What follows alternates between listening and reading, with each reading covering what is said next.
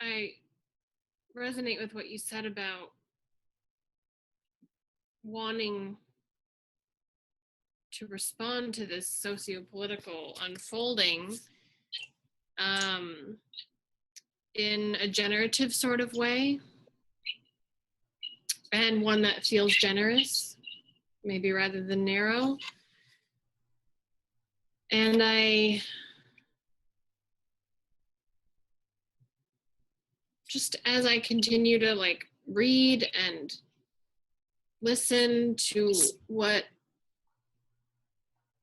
people's perspectives are on what's happening, and it just seems to often come down to, for me, like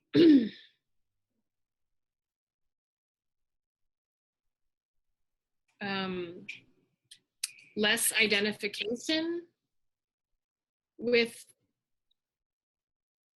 like that identity politics kind of thing, where we have become so identified maybe as progressive or conservative, or, and it just makes then the other side a threat to our identity. And that's a tough then it's warfare. It's just identity warfare. We might think we're all peaceful and progressive, but we are at war. So, and no wonder, because identity is kind of a big thing for humans. So if I'm really interested in, can we talk from a different place? Can we talk not from identity? Because that is so hard to get calm around. So maybe we can talk from a different place. And like, so the kind of conversations, the way we're talking about things seems like a really important piece to getting us through this really tight spot. Oh God, okay. Yeah. Can I jump? Go ahead. Well, and I just feel like, oh my God, these case clinics, like that's what we're practicing here. So how can we take this? And to me, like what's happening in the US, maybe this is US narcissism, but like USicism, but it's a global thing. I mean, there's something happening in the US right now, but it is a global thing as well. And the impact, whatever direction we go tomorrow and in a year, impacts a lot. So to me, it is a very global conversation. And so it just feels like we have a collective case. Oh my God, we will always have. It could have been the environment. Yeah, I mean, yeah. Like, we have a really fucking neat, for real. Yeah. Yes. Right.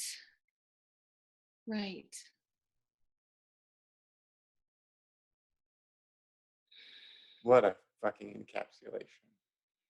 Mm. Thanks for asking the question.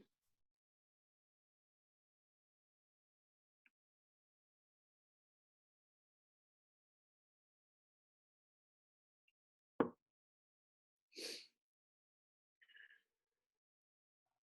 couple of things came up for me. One is I got the case clinic PDF up and just studied through the 7 steps, kind of as you were speaking, looking to see how what you were talking about might land in them. Mm-hmm.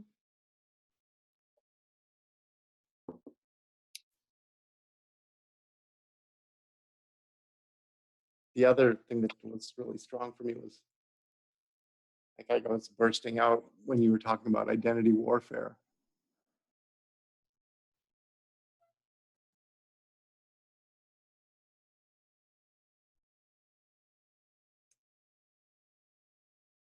And I swear this is what I'm seeing through the lens of the stages model is identity warfare is no different than behavior warfare. Behavior warfare happens when we're 2 years old and there's a clear power differential. between the parents who are ultimately going to decide what behavior flies and what doesn't. But at the identity level, when that iterates up and it moves from just my behavior against yours to my identity against yours, the mess is even larger. The tantrums are even more bloody.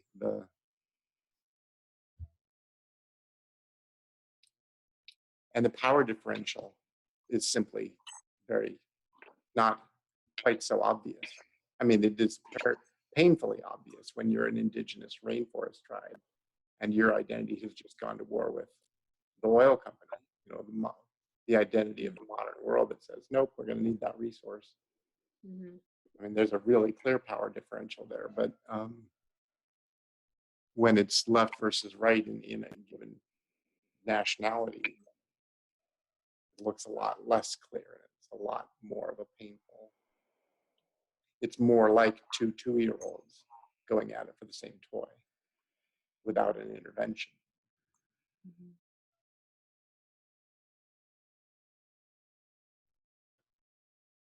So what I saw when you spoke about what you did in terms of the case clinic that's offered by the ULab process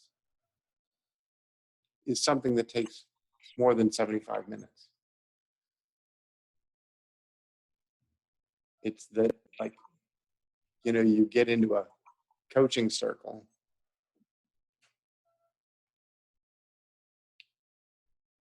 and the intention statement by the case giver takes the whole 75 minutes.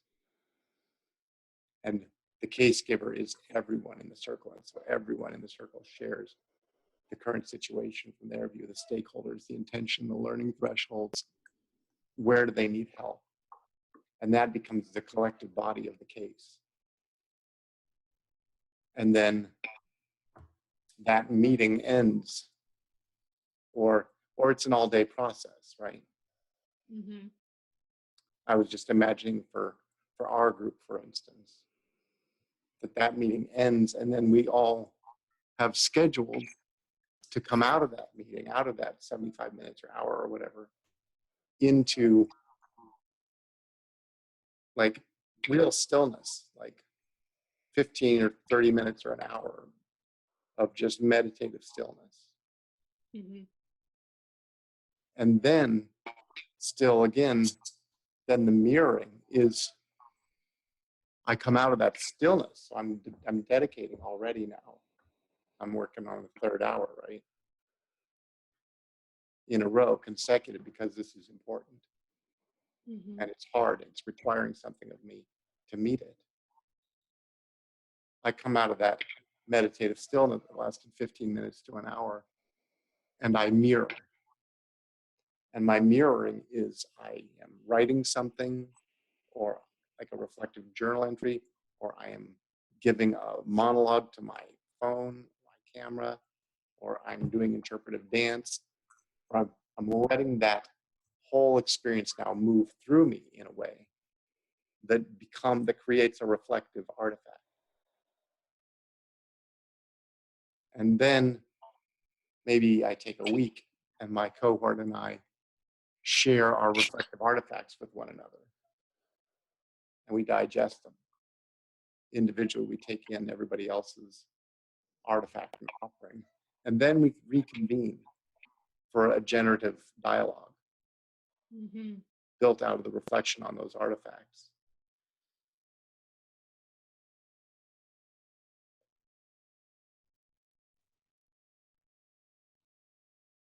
And maybe the closing remarks is like another hour of like, okay, now each of us independently, having been through this process, like, here's how I can see myself moving forward and relating to this differently as a result of what we've just done. Mm-hmm. Perhaps even, here's how I can see myself committing to doing something in the world that impacts this collective case in a way that now has a new level of meaning for me. Mm-hmm.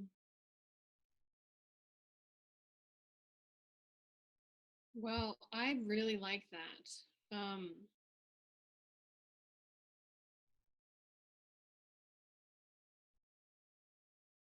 Let me just pull up that process actually, just so that my eyes can scan it.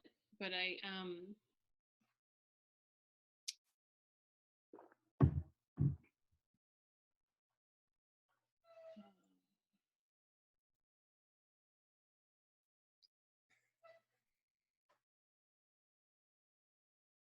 I really like the the time that would take. Um,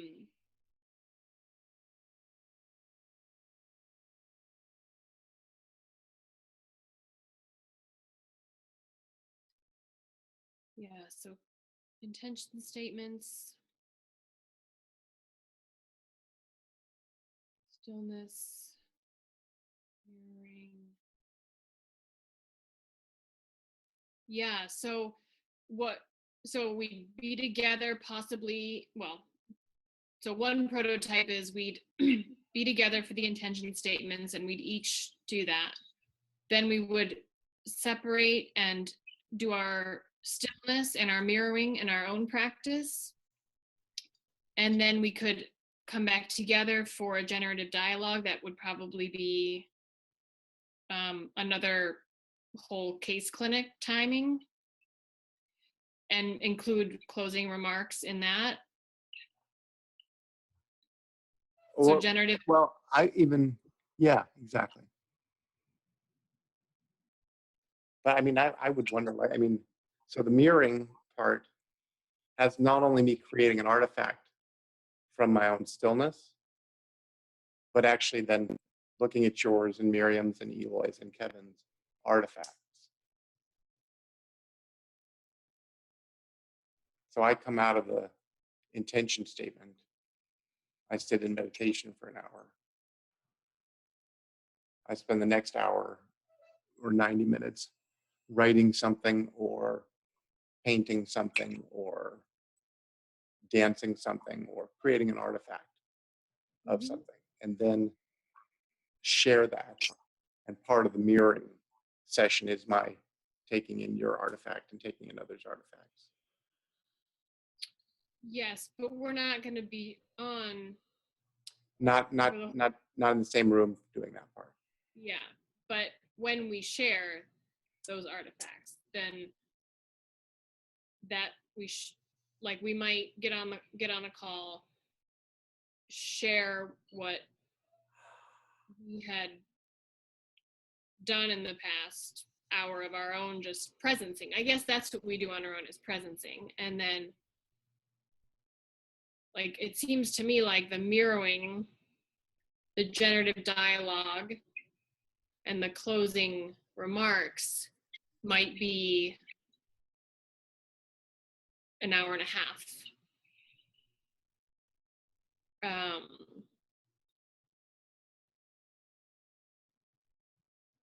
Yeah, I like that. Can I tell you what I think I just heard? Yeah.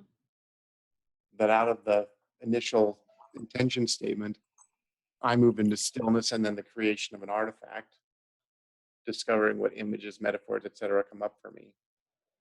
Then we reconvene, just round robin, we share those artifacts with one another. That takes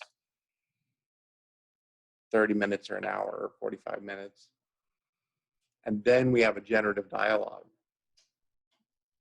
that comes out of seeing and being exposed to the collection of those reflections. And so, and with closing remarks, so maybe that's a 2-hour meeting. That second meeting is a 2-hour meeting. Feels like it could be really robust.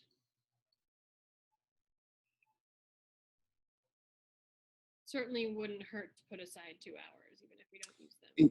And maybe it's got built into the middle of it after everyone has mirrored.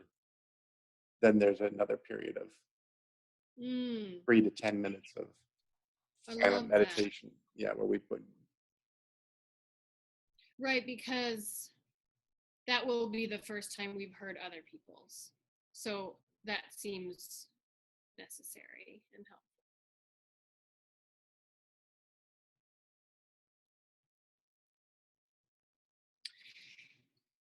Thoughts on how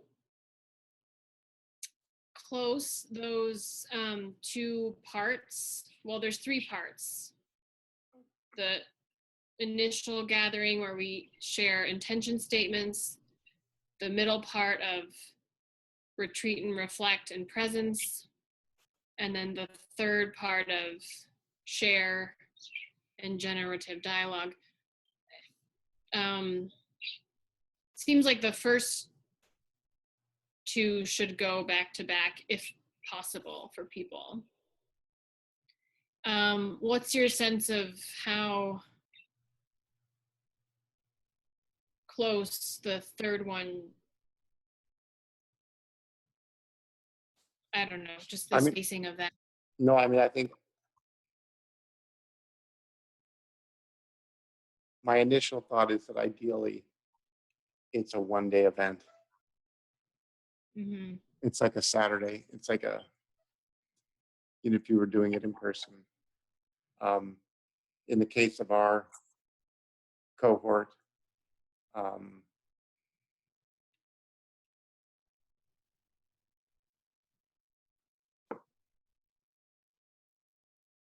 two different days in 1 week seems like it would be really nice.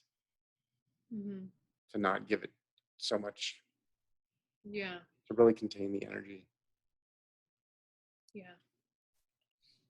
And I think it could be done a week apart.